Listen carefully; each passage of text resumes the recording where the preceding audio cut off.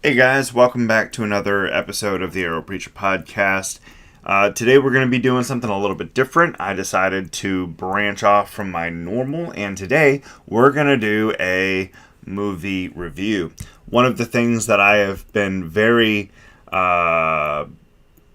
transparent about is the fact that I am a huge nerd. I am a huge superhero and science fiction and fantasy nerd. I love I love superhero stuff. I love fantasy stuff. It's fantastic. So one of the things that I decided I wanted to do is last night I went to a movie premiere of Superman, and I thought I would try my hand at. By no means am I a critic, and in no means do I consider myself an expert. I am not. I'm not nearly as well read as some other people that I know. I know people who are incredibly well read in all things superhero and whatnot. And you know that's not me. I'm not I'm not an expert. So if some of you may have seen a quick snippet, I tried to go live about a minute and a half ago, and found out that my camera didn't actually sync up as it was supposed to. So when I started, I didn't have I didn't have my camera hooked up, so it would have just been audio, which would have been fine, I guess. You don't need to see my ugly mug. So anyways, spoiler alert, spoiler alert, spoiler alert for anybody who has not seen Superman. If you have not seen Superman and you don't want spoilers, don't finish the video. Come back after you've watched Superman, because I'm going to be here. Which leads me to say, like, comment, and subscribe, and don't forget to share. If you are new to the channel, usually I don't do movie reviews. Usually I go through expositionally and preach and teach about the gospel of Jesus Christ. I'm going through the book of John right now. I'm in just starting John 15, and then I do a short devotional. This is going to be an extra video where I just decided I wanted to talk about the latest Superman film. So this is going to be my version of a movie critique, I guess, and we're going to see how that goes, just to have a little bit of fun in my life. So first off, not the worst superhero film I've ever seen. Now I'm going to preface that and say it's also not the best superhero film I've ever seen. As far as my personal preference, and again, I'm gonna go off and say this is personal preference. Okay. There's been a lot of talk about the illegal immigration within the movie. I didn't really catch that. There was a lot of talk from Lex Luthor about him being an alien and whatnot, and people are like, well, that's symbolic of the situation in the United States and illegal immigration. And you realize that Lex Luthor has always used that argument. It's not a new thing to Lex Luthor. And the question of whether a American superhero has the authority to go into another country, also not a new thing. For those of you who may have seen a little film called Captain America Civil War, Captain America goes in to a foreign country to hunt down Crossbones and try to prevent a terrorist attack. Just saying, it's not a new premise. So those who have issue with the try to make something out of nothing, I think that's really what it is making something out of nothing. I've heard one complaint about the way that Lois kind of attacks Superman, her boyfriend in the film. She comes at him with a very strong stance. He gets mad and storms off. What do I think of that scene? I thought the scene was fine. I thought that her arguments were were genuine, and I thought that they were a good representation of what a lot of people might actually feel in that instance. I thought she made some good points. Now, I also believe that Clark Kent and Superman wanting to do good, wanting to save lives, his standpoint would be to ignore those borders, because the ability to do good, if you can do good, you should do good regardless of international borders. So I can see both sides of the argument, and personally, I lean more onto the Superman side. Fun fact: I leaned more onto the Captain America side in Civil War, where a group of superheroes with the best interest of the world at heart would not necessarily fall under the same jurisdictions as, say, a foreign or say a military or something like that. Again, personal preference. My biggest issue with the film is this, though. And again, it's a personal preference thing, but I didn't love the cinematography. One, I felt that there was a lot of CG that wasn't finely tuned.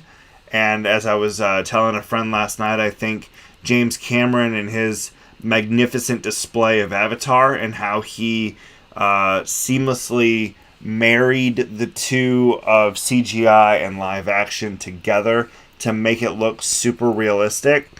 There were some things within the Superman film that I felt could have been fine-tuned a bit more, and I think that they complicated it with an overuse of CGI, where I think a couple of things could have been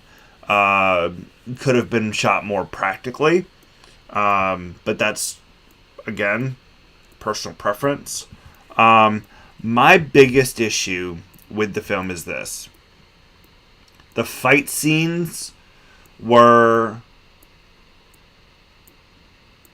there was two things going on in the fight scenes. One, you're super up close to the action, like really, really up close to the action, but then you've got the camera moving in a lot of different directions simultaneously while being super up close and personal. And because the camera is so close and the editing was super fast or super fast shots, it felt a little dizzying to me anyway, that there wasn't enough time to enjoy the shot, to enjoy the way that the film to the scene would have looked, because it's moving so fast and the camera is in sometimes weird angles. There's a lot of twisting and turning at the same time that it's moving from shot to shot. That to me really kind of took away from what could have been a very beautiful fight scene. And again, and I'm going to continue to preface this, personal preference, right? We all have personal preferences. Some people might absolutely love that style. I, for one, while I enjoyed the Bourne series and I enjoyed kind of that I enjoyed the newness and the freshness that Bourne gave us when it came to watching fight scenes. But I love the way that they did the fight scenes in John Wick, where sometimes it was up close and personal, sometimes they pulled back a little bit to get a broader view. And my thing is, if you're shooting in IMAX, right, and you want to shoot in IMAX, you don't need to have the camera this close in front of your face. There was there was a couple moments when the camera was right here looking at at Superman's face as he was flying, and they did it more than once. Once is cool. More than once is starting to seem a little redundant. And again, you pull back a little bit to enjoy the fullness of the IMAX. You can pull back and still do these scenes, but get more background into the scene, and you can actually see better what's going on than trying to see the pores on someone's face. So the story itself seems pretty standard, honestly. The twist at the end where the main villain, of course, is Lex Luthor, but his main henchman is a clone. There's a couple things here. Obviously the clone gets knocked into the black hole. A couple things. Does he return as Bizarro? Maybe. Obviously, that storyline, not too dissimilar from Superman 4, with the quest for peace, where Lex Luthor takes a strand of his hair, makes a semi-different looking clone than Superman. We've kind of sort of seen, it was almost like Superman 4 was remade into this, because Superman crosses borders, stops wars, knocks nuclear missiles into space and whatnot. So in essence, we're kind of seeing a marrying of a whole bunch of different storylines that we've kind of seen before. We know that Superboy is made as a clone of a mix between Lex Luthor's DNA and Superman's DNA, and then you get Superboy. But that's not what we got here. We did get a younger version of Clark, but we didn't get quite a Superboy, and we didn't get quite the exact copy clone either. So not sure where James Gunn's gonna go from there. I thought a couple things. I thought Nathan Fillion as Guy Gardner was fantastic. I absolutely loved his portrayal of his Green Lantern. I thought that was amazing. I thought what little screen time we got of Hawkgirl, I thought she did a fantastic job playing Hawkgirl. I thought Hawkgirl looked good. The costumes were fine. I've never been a super fan of... see what I did there? I've never been a super fan of the Superman costume, but I didn't hate it. The one thing that I would have said was make the cape a little bit more refined and less blanket looking. But again, personal preference. As far as the way the suit was done... I mean, yeah, I prefer the Zack Snyder suit in the way that it looked, but that doesn't mean that I dislike the Superman suit. I maybe would have gone with a different fabric for the cape. The entrance of Supergirl, actually, I felt that her portrayal of Supergirl was actually pretty spot on for early in her life. I thought that it was great, considering that she gets to Earth after Superman does, and she's out living her best life as a drunk superheroed individual who's dealing with the loss of her planet. Because remember, when Supergirl leaves, she is older. She just arrives to Earth later, but she is older, so she remembers Krypton and the loss of her parents and everything, and this is her way of coping with that loss. Understandable. Hopefully in her movie that is coming out soon, from what I understand it's supposed to come out in 2026, we will see a refinement of her character. I was telling a friend, and this is kind of what I would love to see. I would love to see the next movie kind of be like Public Enemies. Was it Public Enemies? I don't remember exactly what movie it was. It was the movie where Darkseid comes and recruits Supergirl and attempts to make her the leader of his army, and everybody fights Darkseid. They defeat Darkseid, but not in a death way that he could actually essentially come back. So more as like a, we beat you today, but you'll be back later sort of thing. I'm okay if they wanted to go that route. I would love to see Darkseid be introduced by trying to get Supergirl and recruit her, or kidnap her and try to get her to either forcefully or by her free will joining him, and then Clark has to go and gather a few of the other superheroes to go and fight Darkseid. I would be okay with that storyline, even though we've kind of seen it, and I'm not saying it has to be shot for shot, but I would be okay seeing that kind of storyline. I think that would be fun. I would love to see Lex Luthor go through a transformation here. You see Lex here. He's incredibly intelligent. I loved the fight scene that he knows Superman, that he has studied him so well that he is able to anticipate Superman's movements, and he is telling his main henchman, his goon, what to do and how to counter and defeat Superman. I loved that. I loved his planning. I thought it was fantastic. He's a little on the emotional side. You see him with the tears as he goes to prison and he becomes hardened by prison life.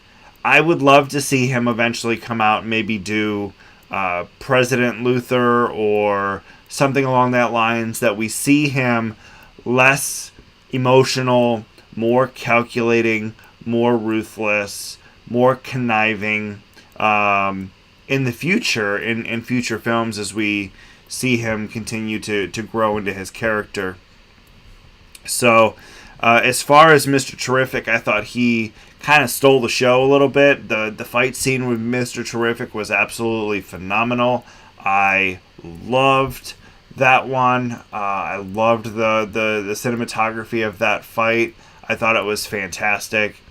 I really enjoyed that, and I really hope to see more Mr. Terrific going forward.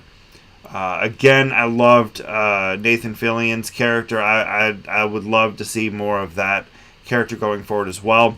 Another kind of unsung hero that I would love to see more of is Jimmy Olsen. I really enjoyed the scenes that he was in. I enjoyed that quirky relationship that he was in, and I really hope to see more of him. I saw a potential rumor that him and Mr. Terrific might get some spinoffs, and if that's the case, that's cool. I'm good with that. Again, not the worst movie I've ever seen. Obviously, my biggest issue is the cinematography. I didn't really have much issue with the story. It was pretty standard story. And one of the scenes that I really did love was you see Superman in his apartment and you see the rest of the Justice Gang out of his window fighting this huge beast outside of Metropolis, and he's like, meh, they got it. And it kind of reminded me of all of these superhero films that we've seen, and the question's like, where is so-and-so? And it's basically, meh, they got it. So I thought that was a fun little thing, and I liked the humor in the film. Some of it seemed a little forceful. Some of it seemed pretty natural. Sometimes it's a swing and a connect. Sometimes it's a swing and a miss. But either way, genuinely, I would, if we were to do like a out of 10, I'd give it probably a 7 out of 10 as far as my personal take on this film. But again, this is just, this is my first kind of critique, my first audio review of a film, and some people are going to agree with me, some people won't, and that's cool. If you do leave a comment, I just ask that you be respectful of everybody's opinion, and I just hope that I I just hope that anybody who does watch it enjoys the quick review. But I will be back Monday or Tuesday with the regular scheduled programming, where I will be continuing to go through the book of John. Again, we're going to be in John 15:1 and following. We'll see how far I get. But I hope everybody has a great rest of your weekend. Y'all take care. Stay safe. Remember, share the love of Christ. Be kind. Be respectful in all you do. And continue to seek first the kingdom of God. Y'all take care and have a blessed weekend.